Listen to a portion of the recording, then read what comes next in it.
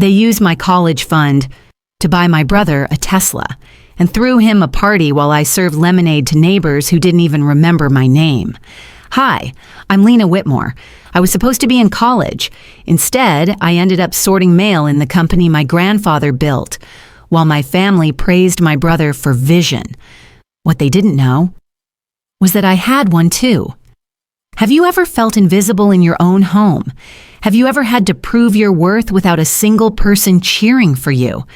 If you've ever been overlooked, dismissed, or quietly underestimated, this story might be for you. Tell me in the comments, what would you have done if you were me? They bought Brandon a Tesla with my college fund and threw a backyard BBQ like it was Christmas in June. The balloons were red and blue, and someone had tied tiny silver streamers to the patio railing. My dad was at the grill, humming along to a country tune I couldn't name, flipping burger patties with more pride than I'd ever seen at my graduation. The grill smoke mixed with the smell of sunscreen and lemon bars. It was early summer in Austin, and everything felt too bright. I stayed near the side fence, sipping watered-down sweet tea, watching it all unfold like I was just a guest in someone else's story. The car was angled perfectly for photos, sleek, shiny, and undeniably expensive. Brandon posed beside it, one foot slightly forward, his chin tilted just enough to look effortless. He was wearing his new branded polo, navy blue with the B-Tech Vision logo on the chest. He looked like someone with direction, with purpose. He looked like someone they believed in. I looked like the girl who didn't get in the photo. Inside the house, I ducked away to breathe.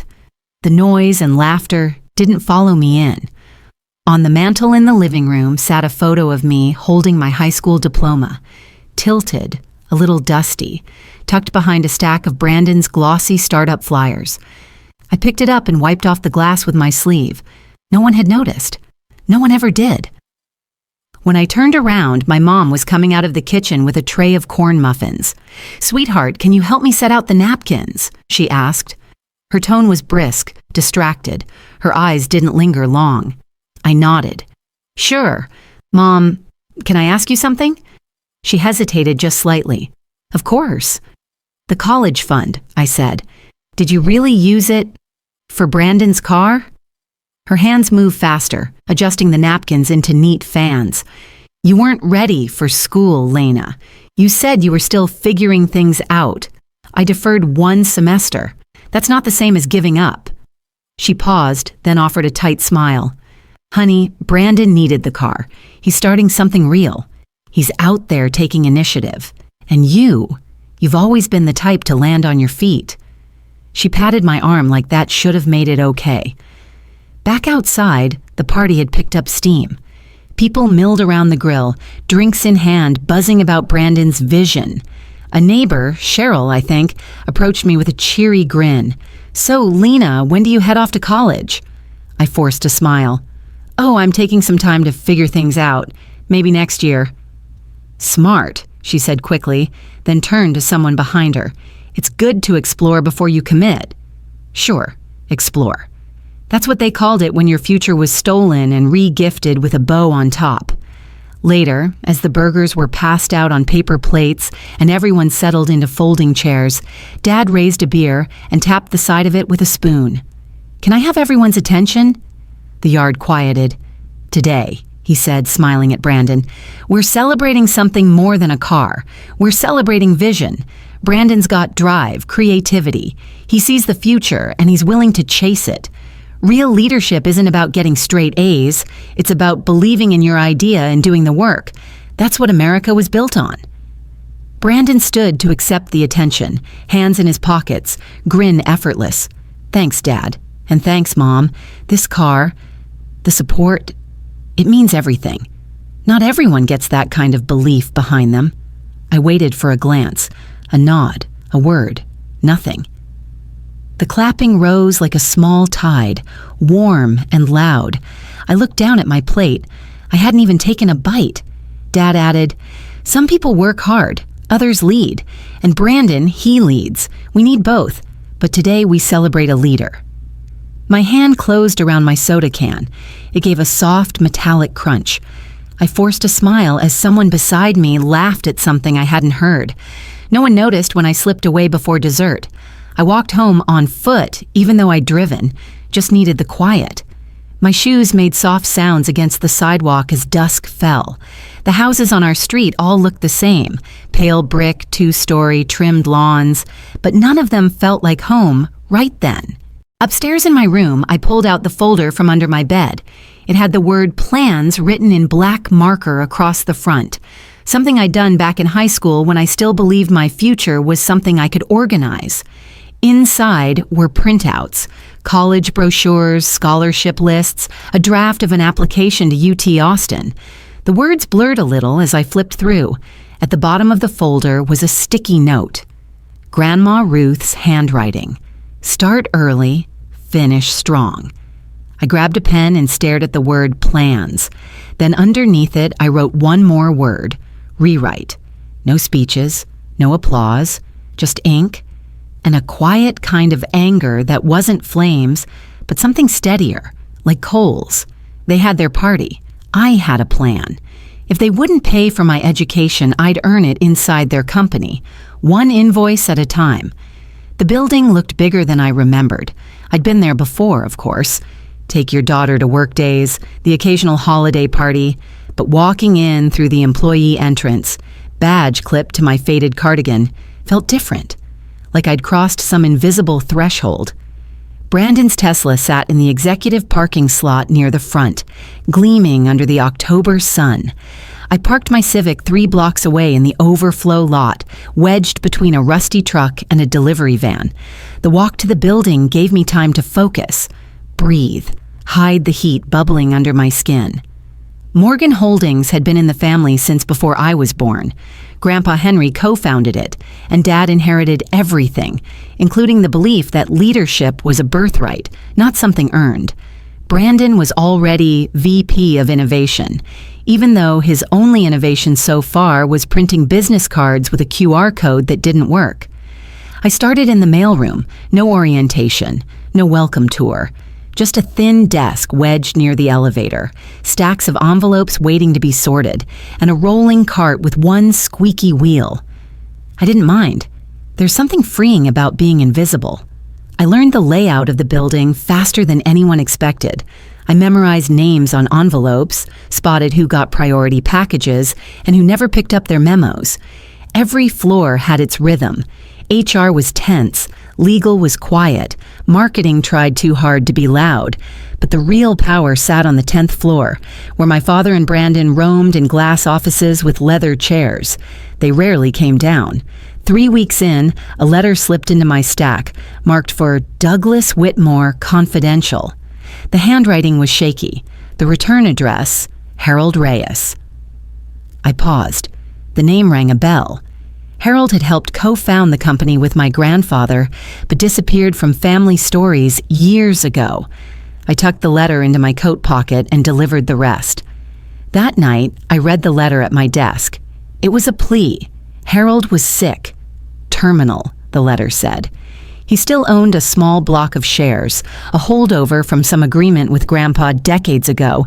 He was offering to sell them back cheap in hopes of covering hospital bills. I stared at the page long after I'd finished reading. I could have dropped it on Dad's desk, could have left it in the outgoing mail, but I didn't. The next day, I used my lunch break to track down Harold's address. He lived alone in a worn duplex on the east side, where the sidewalks cracked and porches sagged. I knocked gently. He answered with a cane in one hand and a wary look. I introduced myself. I'm Lena, Henry Whitmore's granddaughter. His eyebrows lifted. You're Douglas's girl. I hesitated. I work in the mailroom. He smiled a little. Smart. Inside, the place smelled like old books and chamomile tea. He didn't have much, but he had every company newsletter ever printed, neatly stacked in binders. He remembered my grandfather with fondness, my father with disappointment. I kept those shares for security, he said. Never thought I'd need to cash them in, but the meds, they're not cheap. I'd like to buy them, I said, surprising both of us. His eyes narrowed. Your dad know about this? No, I said. And I'd like to keep it that way. Over the next few months, we negotiated. I used every dollar I'd saved from after-school jobs, plus a small inheritance Grandma Ruth had left me. Harold was patient. We'd meet twice a month, always on Sundays, always with tea. He never asked why I wanted the shares. I think he already knew. At work, I kept my head down and my ears open. I started staying late, filing reports no one else bothered with. I began learning how purchase orders moved, how departments fought for budgets, how decisions were made not in boardrooms but through email chains and hallway conversations. That's when I met Tasha. She was the head accountant. Sharp eyes, sharper wit. She didn't say much at first, just nodded when we passed in the hall. But one night, she noticed me squinting over a spreadsheet. "You like numbers?" she asked, leaning on my cubicle wall. "I like patterns," I replied. She didn't smile, but she handed me a yellow sticky note. "Check cell F12. It revealed a duplication error, minor but revealing. From then on, she'd occasionally leave notes behind. Quiet help, no fanfare. Tasha became the first person in that building who saw me. Really saw me. 6 months passed. One gray afternoon, I visited Harold for what would be our final meeting. He handed me the signed transfer papers with shaking fingers. "You're smart, kid," he said, coughing. "Let's hope your dad never finds out what you're building." I tucked the documents into my bag and stood. Outside, the sky was the color of concrete. Inside my chest, something new had settled. Not anger, not sadness. Resolve. 12% wasn't a lot, but it was a start. And from the mailroom, I had a perfect view of everything they missed. In this family, noise got you noticed. But silence? Silence gave you power. Brandon had a door now, with his name etched in gold. He made sure it stayed open just long enough for people to see it, then shut it loudly, like punctuation at the end of a brag. Brandon Whitmore, Vice President of Strategic Innovation. The letters gleamed under the overhead lights. No one seemed to ask what the title actually meant. My name wasn't anywhere. My office was still a folding table wedged near the hallway copy machine and a rolling chair with uneven wheels that jerked if I shifted too far left. But I had everything I needed: a notepad, a decent internet connection, and invisibility. By 2018, I'd learned how the company breathed, when the calendar blocked off fake meetings, when the board expected reports that were half-fudged, when the numbers didn't line up but the narrative did. Brandon, meanwhile, was busy launching his latest campaign, Smart Living, Smarter You. Buzzwords hung like confetti around the building. No one knew what it meant, least of all Brandon. Jessica Rhodes, head of marketing since before Brandon knew how to spell branding, voiced concern during a Monday meeting. "This campaign's off-brand," she said, "and it's 2 months ahead of financial runway. We're bleeding dollars." Brandon leaned back in his chair, twirling a pen between his fingers. "Jessica, with all due respect, this company's shifting. We're going bold. Disruption doesn't wait for budgets." Her silence was louder than any protest. She was gone by Friday. The office felt colder without her. Within weeks, turnover followed like falling dominoes. Senior staff left quietly, juniors crumbled under late hours and vague job descriptions. Coffee breaks turned into confessionals, the copy room into a sanctuary. That's where I listened. Rhonda from compliance whispered that her workload had doubled after Jessica left. Greg from sales said Brandon erased half his pitch deck and replaced it with emojis. I nodded, took notes, offered no advice. I wasn't there to fix it. I was there to remember. Tasha had become more than a mentor. She was my co-architect. After Jessica's exit, we sat in her office with the blinds down, going through ownership maps. I'd already funneled my 12% into a holding entity. Now we started building another. "We'll call it Olive Branch Holdings," she said, typing quickly, "because you're giving this company a second chance, whether they know it or not." Over the next year, I met with 6 minor shareholders, each conversation quiet, intentional, and off-site. A former IT manager who sold me 3%, a distant cousin of one of the original board members who gave up 4% for tuition money. No big moves, just steady progress. Then came Luis. He requested lunch, not coffee, not a hallway chat, but lunch, at a worn-down diner just off Interstate 35. Vinyl booths, dusty blinds, and a waitress who called everyone honey. It felt right. Luis was the former plant manager from our Dallas branch. Sharp eyes, fewer words. He ordered chicken fried steak and pushed it around his plate. "I gave 30 years to this place," he said. "Watched it grow, stall, stumble. But this?" He shook his head. "This ain't leadership, Lena. It's branding with no backbone." I waited. "I know what you're doing," he added. "The quiet visits, the polite questions. You're not fixing the house. You're buying the land underneath it." I held my breath. And I respect that. He slid a slim folder across the table. "Make me a fair offer. I'll sign." I shook his hand. He didn't smile. Neither did I. Back at the office, Tasha met me near the vending machines with a flash drive tucked into a manila folder. "This is it," she said. "With Luis's shares and the last two we picked up, you're at 38%. I opened the folder. Neatly typed, color-coded, cross-referenced. Tasha's work was always precise. At the bottom of the page, one line was circled in red ink. Projected majority. 24 months. I exhaled. 2 years. "You're close," Tasha said. "Closer than they'll ever guess." But Brandon wasn't guessing anything. He was accepting an award. Later that week, the company threw a reception in the lobby. Balloons, champagne, a branded step and repeat. Dad stood at the podium, beaming. "Today we celebrate innovation," he said. "My son, my visionary, Brandon Whitmore, the 2020 Young Innovator of the Year." Flashes went off.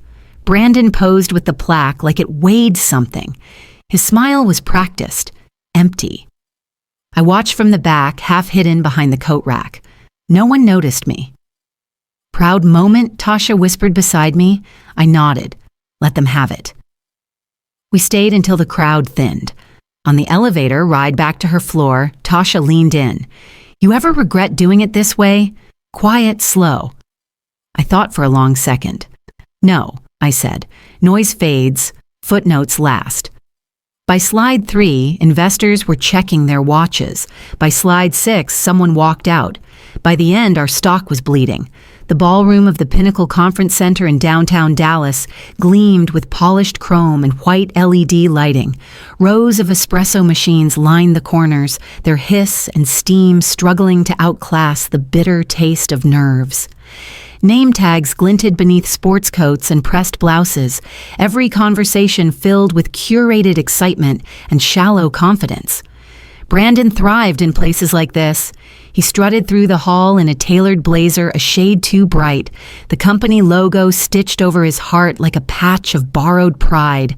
His name tag read Brandon Whitmore, Vision Director. I wasn't sure if that was a real title or something he invented for today. "You ready?" he asked, flashing that too familiar grin as we stood outside the main hall. "Big day. This one puts us on the map." I nodded. "Break a leg." He winked. "Take notes." I did, all 37 of them.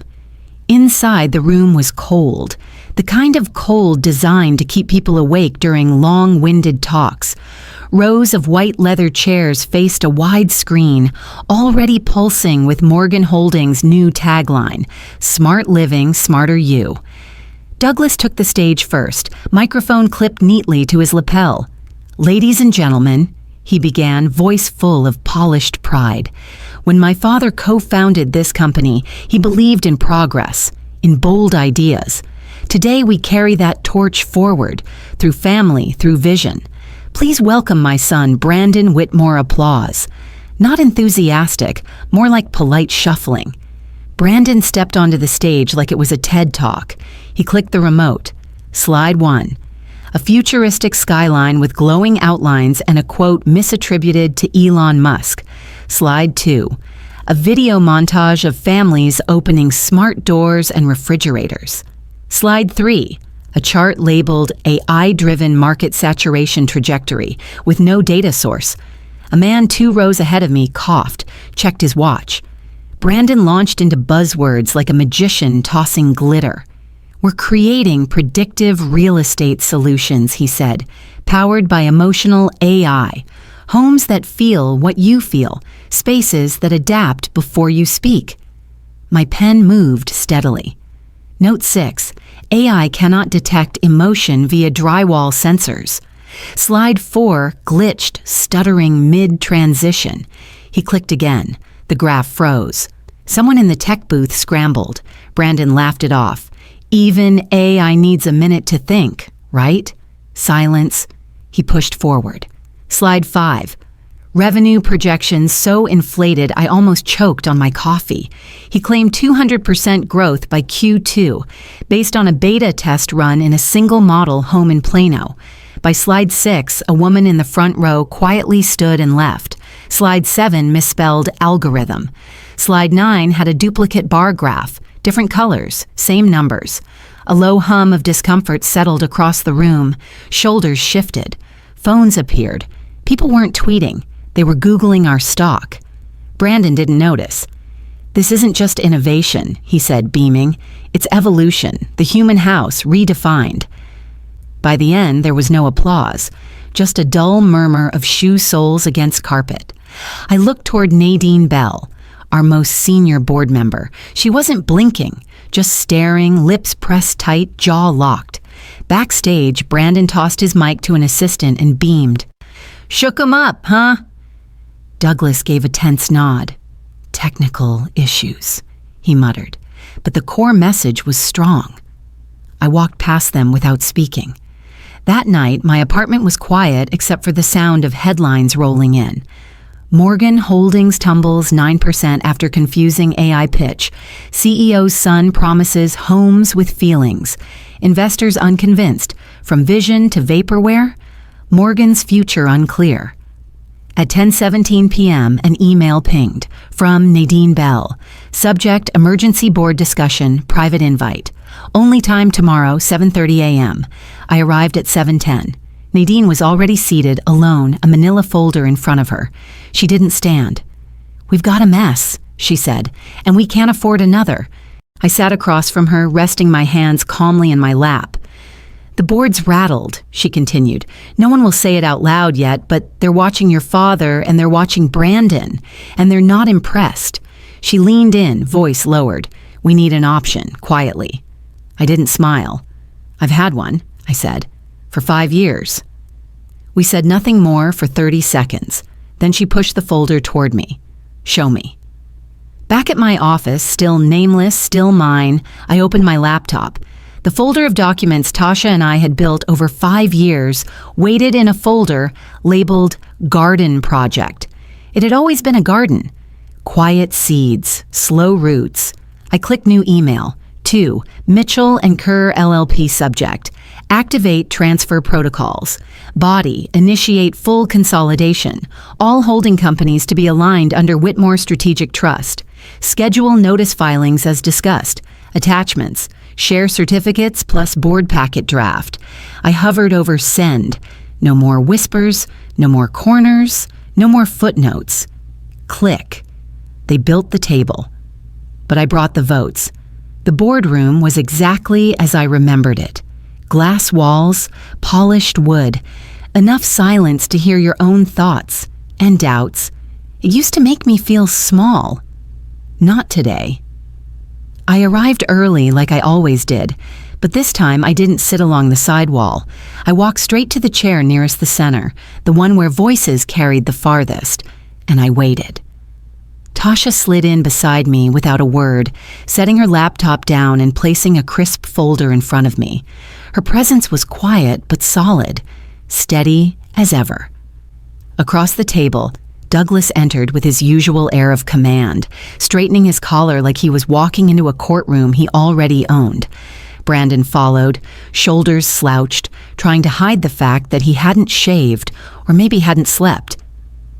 "Let's get started," Douglas said, clapping his hands as if he were calling class to order. "There's been quite a bit of noise after last week's presentation, and I want to clear the air." He clicked a remote. The screen behind him flickered to life with a colorful chart. dense with lines that made no sense and numbers that contradicted each other. Initial dip in stock performance is being exaggerated by the media, he continued. What we're seeing is a normal fluctuation based on temporary investor panic. The fundamentals remain sound. Slide 2 showed projected Q4 growth. Slide 3 refuted it with rising expense lines. Slide 4, he skipped. The market, Douglas insisted, responds to boldness. And we've always been bold. I didn't interrupt. Not yet. Let him speak. Let the noise echo. When he finally clicked the remote a little too hard and the screen froze, I stood up, calmly, no fanfare. I'd like to respond, I said. Douglas raised an eyebrow. I didn't realize you were on the agenda. I am now, I said, turning to face the room, and I think the board deserves clarity. I opened the folder Tasha had placed in front of me, one page printed on thick paper, with every number double-checked and time-stamped. In the past 18 months, under the direction of the Innovation Division, this company has experienced a 23% decline in client retention, a 17% increase in discretionary executive spending, and a 12% drop in investor confidence. Tasha began distributing matching copies to each board member. These losses, I continued, are not market fluctuations. They are outcomes, the result of reckless, unvetted strategies and inflated claims made publicly without board approval. Brandon shifted in his seat. You're twisting the data. No, I said, locking eyes with him. I'm reading it. He started to speak again, but Douglas cut in. This is unnecessary. If you have concerns, bring them to the Finance Committee. I already have, I said evenly. For 3 quarters now, I was told to trust the process. So I did. I pulled out a second folder, thicker, heavier. This one had been waiting. These, I said, sliding it across the table, are verified shareholder transfers, executed through 3 independent trusts. As of this morning, I hold 51% of Morgan Holdings. The room fell silent. Brandon blinked. Douglas stared. Nadine set her pen down slowly and looked at me, then at the documents. You... what? Douglas said, voice low, uncertain for the first time I could remember. I brought the votes, I replied. I've been building them for years. You've been scheming behind our backs? Brandon asked, incredulous. No, I said, my voice calm. I've been here the entire time. While you were ordering personalized business cards and chasing buzzwords, I was in the mailroom, the break room, the accounting logs. You just didn't look. You betrayed us, Douglas said quietly, like it cost him something to say the words. I didn't answer right away. Then, softly, you left me no other way to be heard. Nadine stood. I moved for a formal vote recognizing Ms. Lena Whitmore's controlling interest and appointing her as CEO under majority shareholder authority. Seconded, Mr. Hartley said. We went around the room, one by one, 6 votes in favor, 1 against. Douglas, who looked smaller than I'd ever seen him. It's done, Nadine confirmed. I turned and walked to the head of the table. The chair had always looked oversized when I was younger. Now it felt right. Balanced. I sat down. Across from me, Brandon stared at the table like it had betrayed him. Douglas looked at me not with rage, but with disbelief, like he had genuinely never imagined a world where this moment could be real. This isn't personal, I said. It's structural. The company needs course correction. Douglas shook his head. You think you know better after everything I built? You inherited what Grandpa built, I said, and you handed it to someone who thought vision was a slideshow. Brandon flinched. I didn't smile. This wasn't triumph. This was responsibility. I placed my hands flat on the table. We have work to do. I looked around the room. So let's begin. They thought legacy was inherited. I proved it had to be built. Spring in the city had a different kind of glow. It wasn't loud or bursting. It settled quietly into the bones of buildings, wrapping even the coldest concrete in warmth.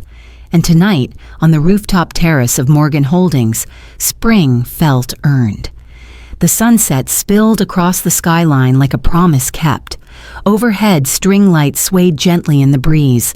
A live quartet played mellow jazz under a linen canopy, and glasses clinked softly between conversations that no longer felt rehearsed. 1 year. 12 months since I sat at the head of that boardroom table and said, "Let's begin." And we had. I stood by the railing, letting the soft hum of the celebration wash over me. Nearby, 2 interns chatted nervously with Jessica Rhodes, who was now head of marketing and fully in her element, confident, competent, and finally seen. Tasha approached with a glass of something citrusy. "Are you going to give a speech, or should I play your old voicemail again where you said you'd never run this place?" "I stand by that voicemail," I said. "That version of me wouldn't believe this is real." She smiled, and I saw it in her eyes. Quiet pride, the kind that doesn't need fanfare. She nodded toward the podium. "They're waiting." I stepped up, took a breath, and faced the room. Lights twinkled above, laughter quieted. "Exactly a year ago," I began, "we decided to do something risky. We chose clarity over charm, integrity over inheritance, merit over assumption." Soft applause echoed gently. "And now, I'm proud to announce something very close to my heart. The Merit Path Scholarship Fund." I paused, letting it settle. "This is for first-generation college students, the ones who close the store before opening their laptops, who babysit siblings between lectures, who don't have safety nets, but build their own ladders anyway." Applause came stronger now. I didn't need to raise my voice. Later, I made my way through the crowd, pausing to shake hands, thank employees, hug the scholarship recipients' families, but I stopped short when I saw her. My mother stood at the edge of the terrace, her hands folded over a small purse. She looked unsure, like she had dressed for the wrong event. Her eyes scanned the rooftop until they landed on me. I approached her slowly. "You made it." She nodded. "I wasn't sure I should." "I'm glad you did." There was a pause, filled with the sounds of cutlery and jazz and the clinking of glasses behind us. "He's struggling," she said softly. "Brandon." I nodded once, waiting. "He submitted a resume for the accounting internship," she continued. "Did you see it?" "I didn't. Our hiring's blind now. HR flagged it. He skipped the aptitude assessment." She winced. "He didn't think he'd need it." "I know," I said. "Can't you—" "No," I answered gently but firmly. "It wouldn't be fair." She sighed. "He's not used to hearing no." "I wasn't either," I said, "but I learned." She looked at me for a long time, her expression a soft confusion wrapped in something deeper. Regret, maybe. "You've built something real," she whispered. "I'm proud of you. I just wish I'd seen it sooner." I smiled, but not sadly. "I didn't need you to see it. I just needed to know it was true." She looked down at her hands, then back at me. "I hope he figures it out, like you did. I hope he wants to." I excused myself gently and returned to the edge of the terrace, needing air. Inside my office, the lights were off except for the dim lamp above my desk. On the wall were 2 framed pieces, side by side. One, a photo of my grandfather, stern-faced but warm-eyed, standing with his hand on the shoulder of a factory worker. The beginning. The second, Harold's letter. The original, crinkled, ink fading, but still legible. A quiet plea from a man who saw something in me when no one else had. Below both frames, a simple brass plaque. The company reflects its leader. I reached out and touched the edge of the frame, just lightly, then stepped back and returned to the terrace. Jessica was finishing her short speech. "Leadership isn't loud," she said. "It's consistent. It's who you are when no one's watching. And Lena, you taught us that." There was real applause then, full and earned. I sat back, not at the center of it, but within it. And that was enough. The evening faded. The crowd thinned. One by one, people descended the stairs, back into the city we'd helped reimagine through new hires, new partnerships, and a culture reset from the bones up. When the last guest was gone, I stayed. The lights overhead flickered quietly, catching the late spring breeze. The jazz quartet had packed up, and the only music now was the hum of the city below. I stood at the edge, fingers lightly grazing the metal rail. No one was asking me to prove anything. No one was watching to see if I'd stumble. The silence was no longer a punishment. It was peace. It was mine. Sometimes, the silence we once feared becomes the peace we've earned. Standing on that rooftop, watching the city lights flicker like soft reminders of all I had overcome, I realized something simple but true. Family isn't always about who claps the loudest. It's about who stays when the noise fades. And legacy? It's not a gift. It's a garden. You plant it, you water it, and sometimes you grow it in the dark. If this story has stirred something in you, perhaps a memory or a quiet ache, I'd love to hear about it. Please feel free to share your thoughts, your reflections. After all, healing often begins when we're finally seen.